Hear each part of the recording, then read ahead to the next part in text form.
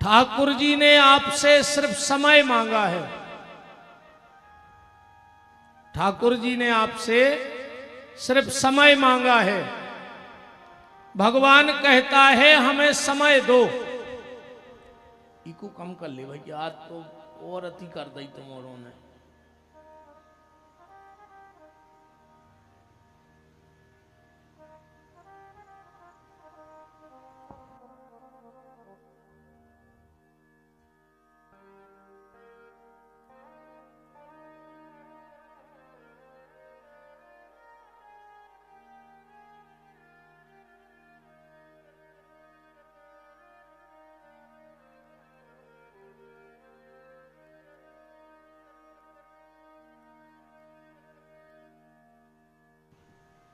राम राम।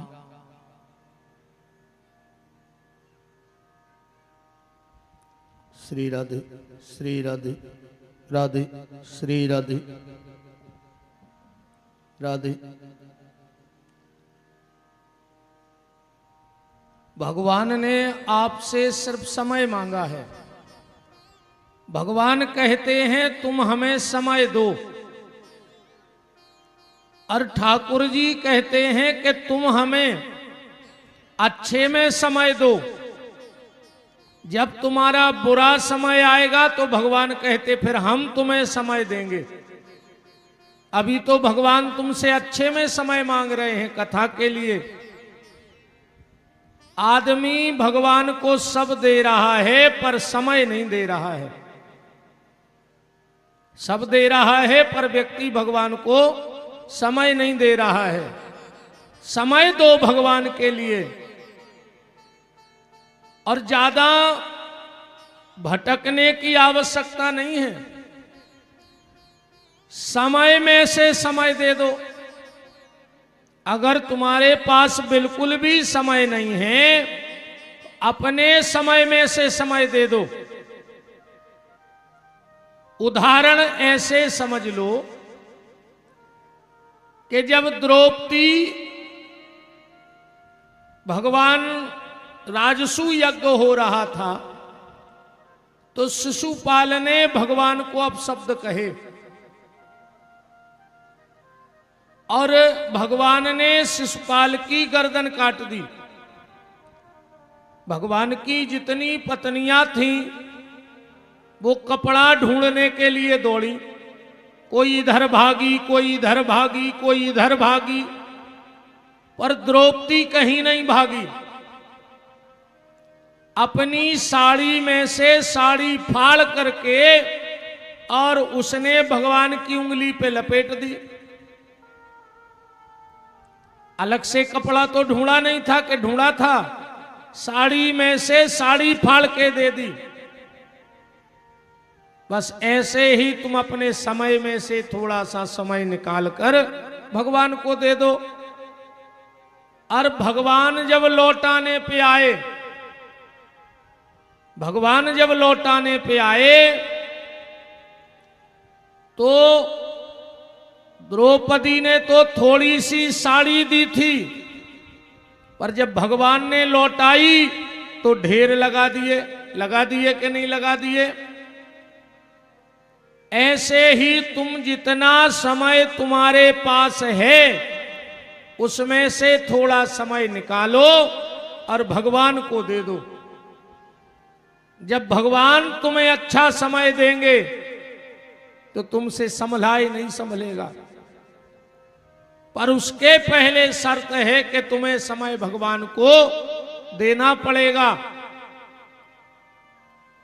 इसलिए खूब नाम जप करो, जितना बन जाए उतना नाम जप करो। बिना नाम के ये जीवन व्यर्थ है, कोई मतलब नहीं इस जीवन का।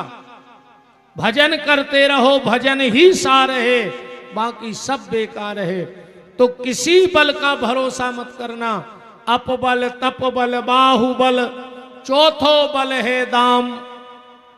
ये चारों बल यहीं छूट जाएंगे, कोई बल साथ नहीं देगा। अगर कोई बल साथ देगा तो भगवान के नाम का बल साथ देगा, बाकी और सब बल तो छूट जाएंगे। संसार के जितने भी रिश्ते हैं, देखो बात ऐसे समझ लो, जब सुतीक्षण के पास भगवान गए और श्री सुतीक्षण जी ने भगवान से क्या मांगा? क्या मांगा भगवान ने सुतीक्षण से? अभिमान मांगा। अस अभिमान जाए नहीं मोरे, अब मैं सेवक रघुपति पति मोरे। सुतीक्षण जी कहते हैं, प्रभु मेरे जीवन से कभी ये अभिमान न जाए कि मैं आपका सेवक हूं, और यही बल और यही अभिमान हमें बना रहे कि हम तो भगवान के नौकर हैं, हम भगवान के चाकर हैं, हम भगवान के शरणागत हैं। जब विभीषण सुतीक्षण जी ने भगवान से कहा कि प्रभु, भगवान ने कहा मांगो, तो सुतीक्षण जी बोले कि प्रभु आपके घर में एक ऐसी चीज पड़ी है जो आपके काम की नहीं है और मेरे बहुत काम की है। अब कई बार होता भी ऐसा है, बड़े बड़े लोगों के घर में कुछ ऐसा सामान पड़ा रहता है कि उनके तो किसी काम का नहीं होता, पर अगर वही सामान किसी गरीब व्यक्ति को मिल जाए तो कहो उसकी जिंदगी बन जाए। तो भगवान बोले मेरे घर में ऐसा क्या है जो मेरे काम का नहीं है और तुम्हारे काम का है? भगवान ने लक्ष्मण से कहा, लक्ष्मण बताओ, हमारा ये भगत कह रहा है कि हमारे घर में एक ऐसा सामान है जो हमारे काम का नहीं है और इसके काम का है। लक्ष्मण जी बोले प्रभु उसी से पूछ लो, क्योंकि तुम्हारे भक्तों की लीला बड़ी अटपटी है, तुम जानो और तुम्हारे भगत जाने। भगवान ने कहा बताओ सुतीक्षण, मेरे घर में ऐसा क्या है जो मेरे काम का नहीं है और तुम्हारे काम का है? सुतीक्षण जी बोले प्रभु आपका अभिमान, आप तो कभी अभिमान करते नहीं, तो आपके किस काम का है? भगवान बोले तो तुम्हारे पास अभिमान नहीं है। सुतीक्षण जी बोले मेरे पास तो बहुत है। तो भगवान बोले फिर मेरा क्यों मांग रहे हो? क्या सुंदर बात सुतीक्षण जी कह रहे हैं। बोले प्रभु बात तब नहीं बनेगी जब जिंदगी भी मेरी हो और अभिमान भी मेरा हो। बात तो तब बनेगी जब जिंदगी मेरी हो और अभिमान तुम्हारा हो, तब समझ लेना कि जिंदगी का आनंद बन गया। अस अभिमान जाए नहीं मोरे, अब मैं सेवक रघुपति पति मोरे। बस यही भाव जीवन में बना रहे कि हम भगवान के हैं और भगवान हमारे हैं। बाकी ये संसार तो एक मुसाफिर खाना है, कोई आ रहा है, कोई जा रहा है, कोई जाने की तैयारी में है, किसी की तैयारी हो गई है। तो साचे तो ठाकुर जी हैं, साचे श्री राधा रमण, झूठो है संसार और बाजीगर को खेल है, मिटत न लागत बार। तो नाम जप करो, भगवान का ध्यान करो, यही सब कुछ तुम्हारे लिए है, बाकी सब मिथ्या है। नाम जप में कोई कमी ना हो, कोई कमी ना रह जाए नाम जप में।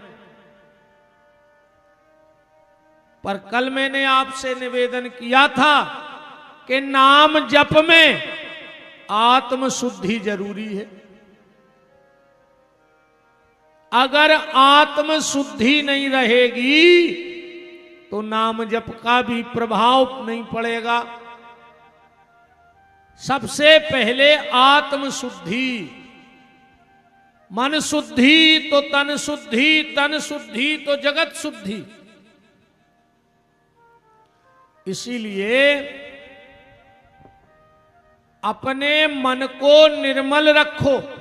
पहली शर्त तो भजन की यही है कि हमारा मन निर्मल हो, हमारा मन सुंदर हो, तब भगवान को पसंद आएगा ये मन, वरना ये मन भगवान को पसंद आने वाला नहीं है। कल की कथा में आप लोग सुन रहे थे कैसे सृष्टि की उत्पत्ति हुई, कैसे भगवान शिव ने 5 वृक्ष प्रकट किए, कैसे ब्रह्मा जी ने 2 वृक्ष प्रकट किए, कैसे भगवान शंकर ने अपने मुंह से 5 मंत्र प्रकट किए, कैसे संध्या का जन्म हुआ और बेल के वृक्ष का जन्म कैसे हुआ, और भगवान शंकर को बिल्व इतना प्रिय क्यों है। भगवान शंकर के लिए एक बेल पत्र चढ़ाना मतलब त्रिदिलम त्रिगुणाकारम त्रिनेत्रम चतुरायुधम त्रिजन्म पाप संहारम बिल्व पत्रम शिवार्पणम। काशी बास निवासी चो काल भैरव दर्शनम कोटि कन्या महादानम बिल्व पत्रम शिवार्पणम। कई कन्यादान कर लो और एक बेल पत्र भगवान शिव की पिंडी पर चढ़ा दो तो 1000 कन्यादान का फल है खाली एक बेल पत्र चढ़ाना। भगवान शंकर को जल चढ़ाना, भगवान शंकर की आराधना करना। और एक बात और ध्यान से सुन लो, इसी शिव महापुराण में लिखा है जिस व्यक्ति ने जीवन में 2 काम नहीं किए वो संसार में कितना भी दान कर लेवे पर उसको दान का फल प्राप्त नहीं होता है। कितना भी दान कर ले पर उसको दान का फल प्राप्त नहीं होता। 2 काम कौन से? जिसने भगवान शंकर को जल नहीं चढ़ाया। और सुन लो, भगवान शिव को जल कैसे चढ़ाना चाहिए। कभी भी भगवान शिव के मंदिर में जाके सीधा शिव जी की पिंडी को जल नहीं चढ़ाना चाहिए। और आप में से 99% और लगभग 100% लोग शिव जी के मंदिर में जाके सबसे पहले शिव को ही जल चढ़ाते हो कि नहीं चढ़ाते? सीधा लोटा लिया और पिंडी पे हर हर महादेव हर हर गंगे बोला और चढ़ा दिया, जबकि शिव को ऐसा जल चढ़ता ही नहीं। अगर सीधा जल शिव को चढ़ाओगे तो वो तुम्हें शक्तिहीन कर देंगे। आज समझना कि शिव को जल कैसे चढ़ाना चाहिए। और आपने खूब सावन में शिव जी ढारे हुए हैं, पर ये बार के श्रावण में हम बता रहे हैं कि अब जल कैसे चढ़ाना, कैसे जल चढ़ाना चाहिए भगवान शंकर को। आज की कथा में जरूर ध्यान से सुन लेना। और अगर सीधा लोटा भर के चढ़ा दिया तो तुम शक्तिहीन होते जाओगे धीरे धीरे। अब चाहे वो खान पीन की शक्ति हो, चाहे बोलचाल की शक्ति हो, चाहे चरित्र की शक्ति हो, चाहे विचारों की शक्ति हो। आज व्यक्ति विचारों से भी शक्तिहीन हो गया। जितने लोग अभी पंडाल में कथा में बैठते हो तो कथा भर पता है क्या सोचते हो? जैसे जैसे कथा सुनते हो वैसे वैसे तुम्हारे विचार बनते हैं। अब हम भी मंदिर जाएंगे, अब हम भी पूजा करेंगे, अब हम भी किसी से गलत नहीं बोलेंगे। मतलब सोचते हो कि नहीं सोचते? कब तक? जब तक पंडाल में बैठे हो तब तक। और जो पंडाल के बाहर जाओगे तो चंडाल के चंडाल ही हो जाओगे। ये क्या है? ये हमारे भीतर शक्ति नहीं है विचारों की, कि एक बार जो संकल्प ले लिया मतलब ले लिया। तो यहां तो संकल्प तुमने कर लिया पर उस संकल्प की शक्ति नहीं है, तो वो पंडाल से तुम्हारे घर तक नहीं गया। पंडाल से घर तक वो नहीं गया।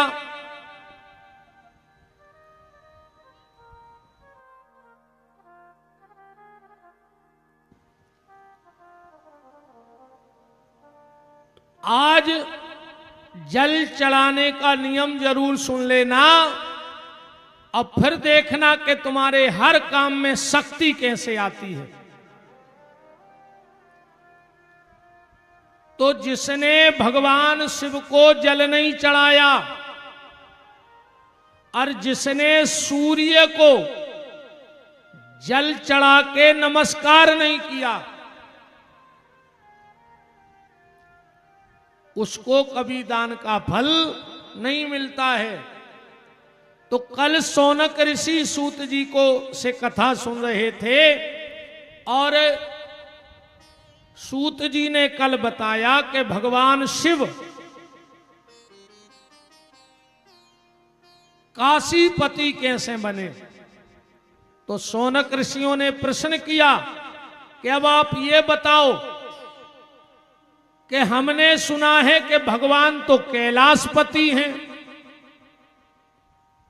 तो क्या कैलाशपति शंकर अलग हैं और काशीपति शंकर अलग हैं या ये दोनों एक हैं? कैलाशपति कौन है और काशीपति कौन है? सूत जी महाराज कहते हैं, ध्यान से सुनो, काशीपति और कैलाशपति में कितना अंतर है। ध्यान से सुनना, काशीपति कौन है और कैलाशपति कौन है? आसीत कामपले नगरे सौम्याजी कुलोद्भवा दीक्षतो यज्ञदाख्यातो यज्ञ विद्या विशारदा।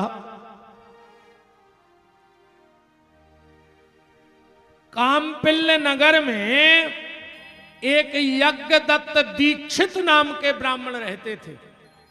काशीपति और कैलाशपति का अंतर बता रहे हैं।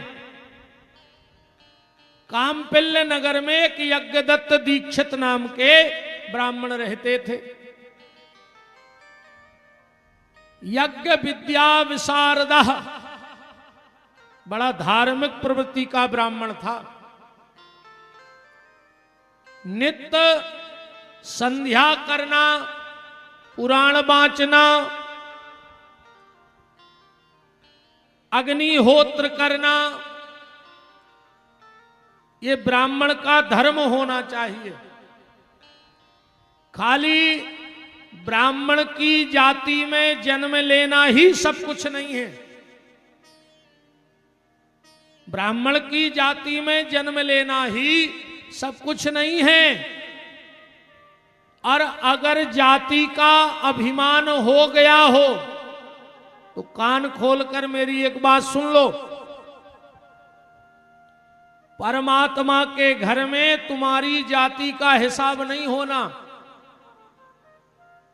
परमात्मा के घर में तुम्हारे कर्मों का हिसाब होगा कि तुम किस जाति में गए और तुमने कौन सा कर्म किया। अब बहुत बड़ी जात में भाई और कौठाड़े सुंगरा पटाए हुए तो तो तुमसे अच्छा तो वो छोटी जाति में जन्म लेने वाले संत श्री रैदास थे, कम से कम उनके कठोते में गंगा तो प्रकट हो गई। आज तुमने शिष्यों की शिष्यें खाली कर मारी।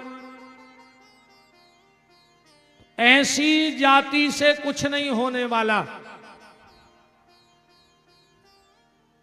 तो जाति का अभिमान बिल्कुल मत करना, क्योंकि परमात्मा के घर तुम्हारे कर्म का हिसाब होगा, तुम्हारे कर्मों का हिसाब होगा।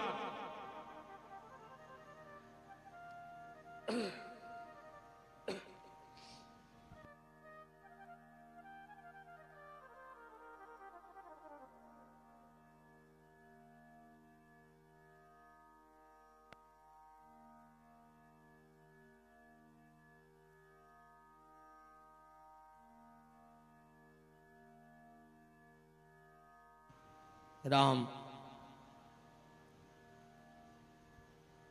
तो यज्ञदत्त दीक्षित नाम का जो ब्राह्मण था, उसके एक पुत्र था जिसका नाम था गुणनिधि। यज्ञदत्त दीक्षित जितना सत्कर्म में आगे था, पुत्र उतना ही बिगड़ गया। और एक बात और आज ध्यान से सुन लो, अगर संतान रोगी है तो ये उसका स्वयं का प्रारब्ध है, इसमें माता पिता का कोई दोष नहीं है। संतान अगर रोगी है तो माता पिता का कोई दोष नहीं है, ये उसका स्वयं का प्रारब्ध है। पुत्र अगर गरीब है तो ये उसके पिता का दोष है। पिता के दोष के कारण संतान गरीब होती है। पिता के दोष के कारण संतान निर्धन रहती है। संतान अगर कायर है तो कहीं ना कहीं उसके वंश में दोष है। संतान अगर डरपोक है और कायर है तो उसके वंश में दोष है। और संतान अगर गलत रास्ते पे जा रही है तो कहीं ना कहीं माता की परवरिश में दोष रह गया है, माता की परवरिश में कमी रह गई है, इसलिए संतान गलत रास्ते पे चली गई। इसीलिए मैं बार बार अपनी कथाओं में कहता हूं कि अपनी संतान को बुरी नजर से तो बचाना, पर बुरी संगत से जरूर बचा लेना। बुरी नजर उतना प्रभाव नहीं डाल पाएगी जितनी बुरी संगत प्रभाव डाल देगी। अपनी संतान को संभालो। संपत्ति सब कुछ नहीं है। और हम लोग संपत्ति क्यों कमाते हैं? इसलिए कमाते हैं कि हमारी औलाद सुखी रहे, इसलिए कमाते हैं ना, दिन रात मेहनत करते हैं।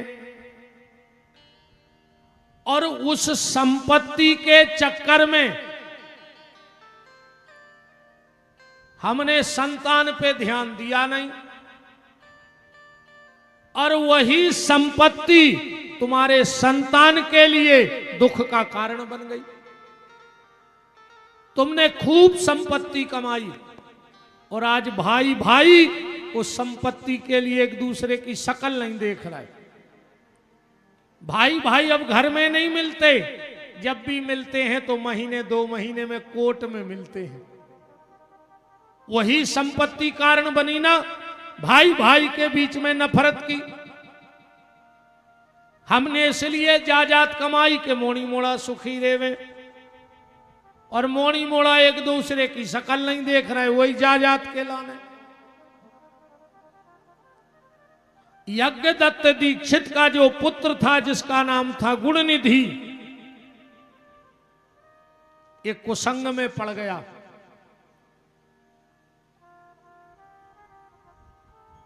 माताजी ने सोचा इसका विवाह कर दें, हो सकता है सुधर जाए। इसका विवाह भी कर दिया, पर इसमें कोई सुधार नहीं आया। एक दिन इस यज्ञदत्त दीक्षित की पत्नी ने अपने पुत्र गुणनिधि से कहा कि बेटा, उनविंशतोषि त्वामेषा षोडश वर्षिका एताम सवृणु सद्रताम पितृभक्तो युतो भवः। अरे बेटा, अब तुम 19 साल के हो गए, तुम्हारी 16 साल की पत्नी भी है, अब तो कम से कम सुधर जाओ। कभी पिताजी को प्रणाम कर लिया करो। पर इसने एक ना मानी गुणनिधि ने। एक दिन की बात प्यारे,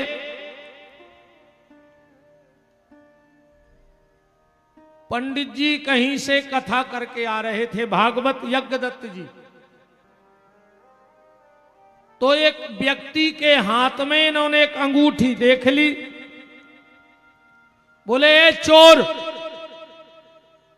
ये अंगूठी तेरे पास कहां से आई? ये अंगूठी तो मुझे कथा में मिली थी, तूने मेरी अंगूठी की चोरी कर ली। उसने कहा, ए पंडित जी, जबान संभाल के बात करना। मुझे चोर कहने से पहले जरा अपने गिरेबां में झांक के देखना। ये अंगूठी मैंने चोरी नहीं की है। बोले, फिर? तुम्हारा बेटा मुझसे जुआ में हार गया। अब तो यज्ञदत्त दीक्षित की आंखें नीची हो गई। क्यों? अपना दाम खोटा, फिर परख हारे को क्या दोष? देखो भैया, माता पिता जीवन में 2 बार मरते हैं। एक भगवान की दी हुई मौत और एक औलाद की दी हुई मौत। जिस दिन समाज में औलाद के कारण मां बाप का सिर झुक जाए, समझ लेना वो उसी दिन मर गए। अब तो जितने दिन हैं तो जी रहे हैं। मैं जितने भी यहां युवा बैठे हो, चाहे मेरी बेटियां बैठी हो, चाहे मेरे मित्र बैठे हो, हम कभी किसी मंच से ये नहीं कहते कि तुम अपने मां बाप का नाम कमाओ। बिल्कुल मत बढ़ाओ, कोई दिक्कत नहीं है। पर इतनी प्रार्थना जरूर है कि जितना तुम्हारे मां बाप ने कमा लिया है, कम से कम उसको मत मिटाओ। उनके रहते हुए जो उन्होंने कमाया है अपने जीवन में, कम से कम उसको बर्बाद मत करो। अगर तुम्हारे कारण तुम्हारे पिता का सिर सम्मान से उठ नहीं सकता, तो कोशिश करना कि अपमान से झुक भी न जाए। तुम्हारे कारण मां बाप का सिर न झुके। इस चीज का विशेष ख्याल रखना प्यारे। और यही जिंदगी है, वरना जिंदगी का कोई मतलब नहीं है। तो यज्ञदत्त दीक्षित की आंखें नीची हो गईं।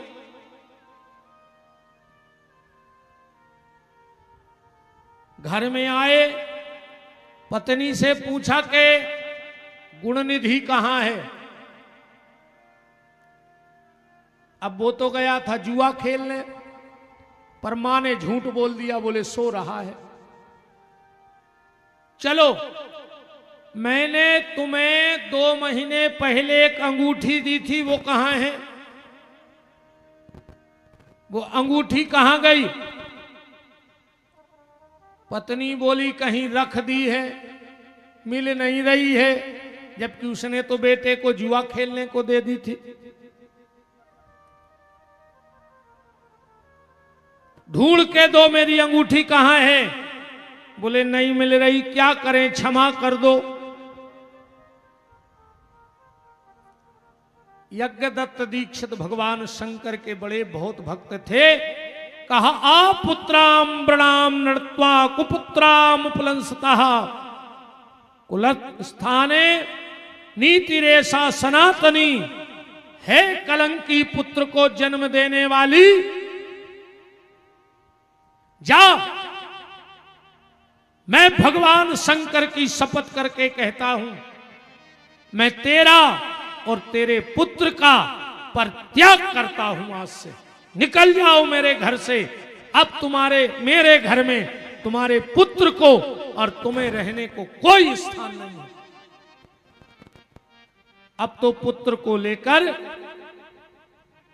और बाहर निकाल दिया। मैंने पूरा जीवन तुम लोगों के लिए बर्बाद कर दिया, सिर्फ धन संग्रह करने में लगा रहा, और आज तुमने मेरा ये अपमान कराया लोगों के सामने। काश अगर इतना मैंने भजन किया होता तो आज भगवत प्राप्ति कर चुका होता।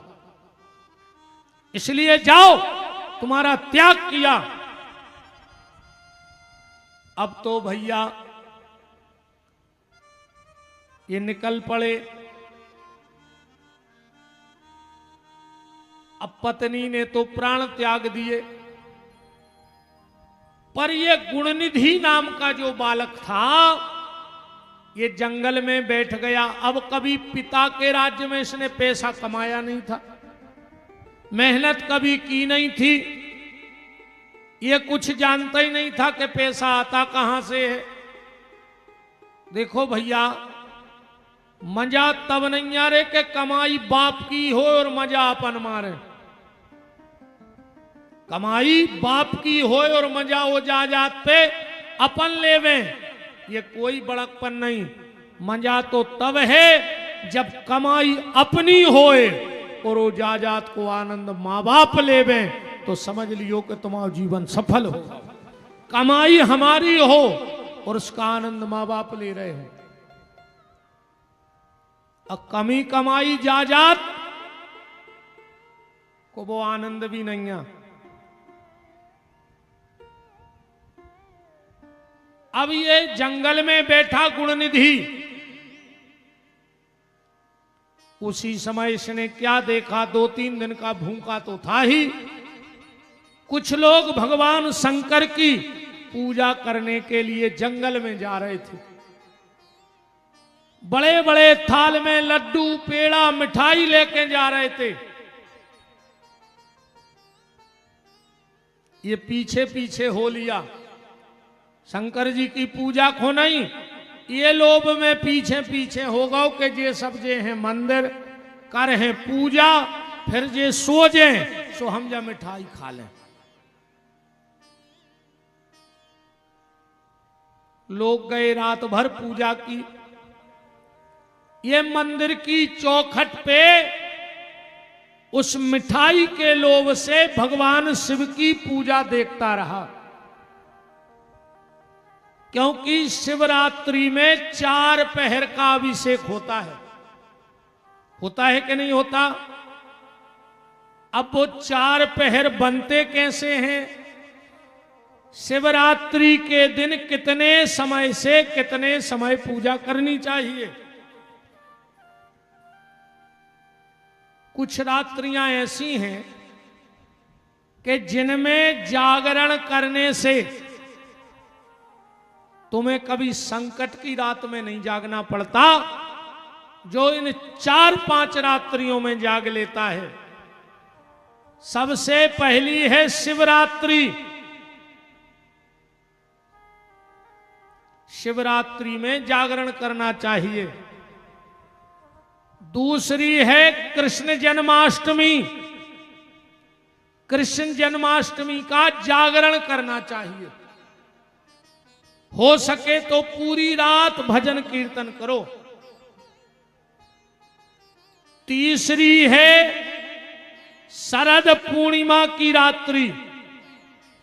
शरद पूर्णिमा की रात्रि का विशेष महत्व बताया है जागरण का। चौथी है नवरात्रि। नवरात्रि में नवरात्रि का ही महत्व है। अब हम लोग कहते जरूर नवरात्रि हैं, पर आप में से शायद ही किसी को ये पता हो, और हो तो जरा हाथ उठाना, कि नवरात्रि में को नवरात्रि क्यों कहा जाता है। एक, नवरात्रि में घट क्यों बोए जाते हैं।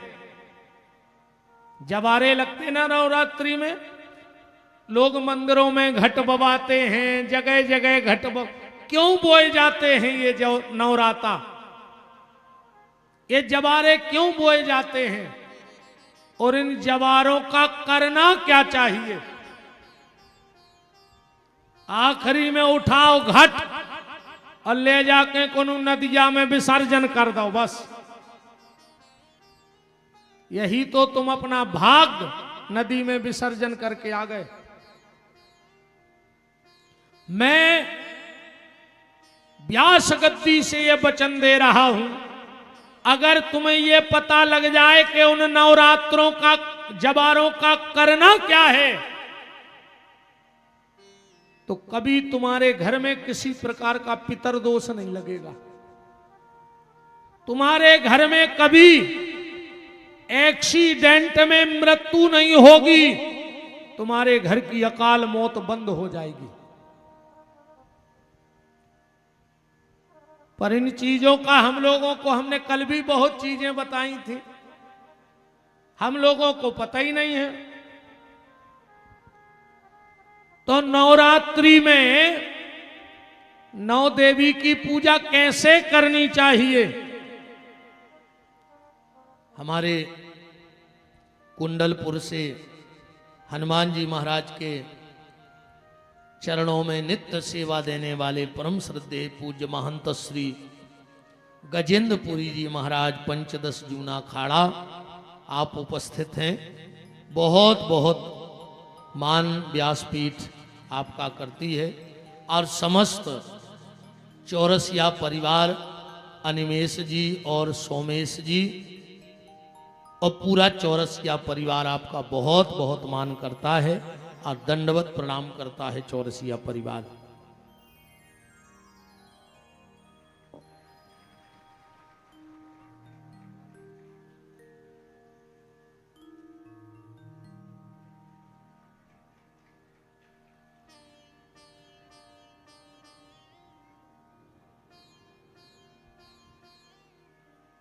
मैं चाहे अनिमेश जी हों या सोमेश जी जो यहाँ उपलब्ध हों, उनसे निवेदन है कि वो आएं और पुष्पहार और से पूज्य महाराज जी का स्वागत वंदन करें।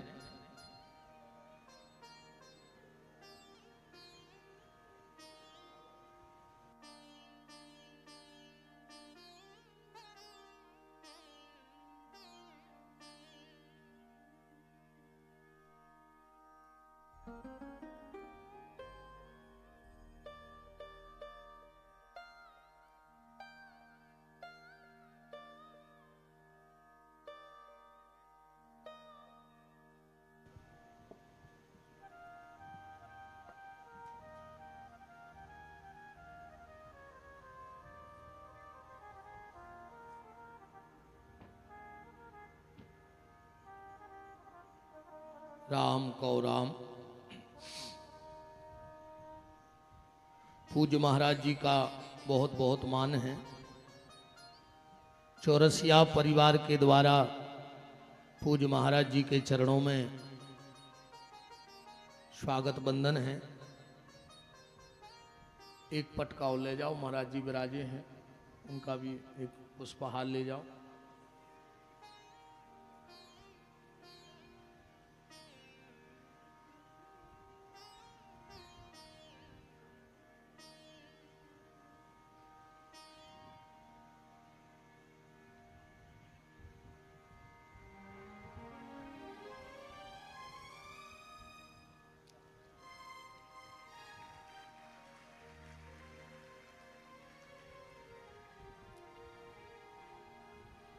कथा के भाव को हम लोग फिर कथा से जोड़ते हैं। हम लोग कथा में सुन रहे हैं कि गुण निधि जो पिता ने घर से निकाल दिया, जंगल में बैठा है और कुछ लोग शिव पूजन के लिए जा रहे तो ये पीछे पीछे चल दिया। शिवरात्रि का दिन था, चतुर्पहर की पूजा थी। चतुर्पहर कहलाता कब से है? ध्यान से सुनना, शिवरात्रि में चतुर्पहर किसको कहते हैं पूजा को? सबसे पहले ठीक 8 बजे पूजा प्रारंभ करनी चाहिए। शिवरात्रि के दिन ठीक 8 बजे पूजा में बैठ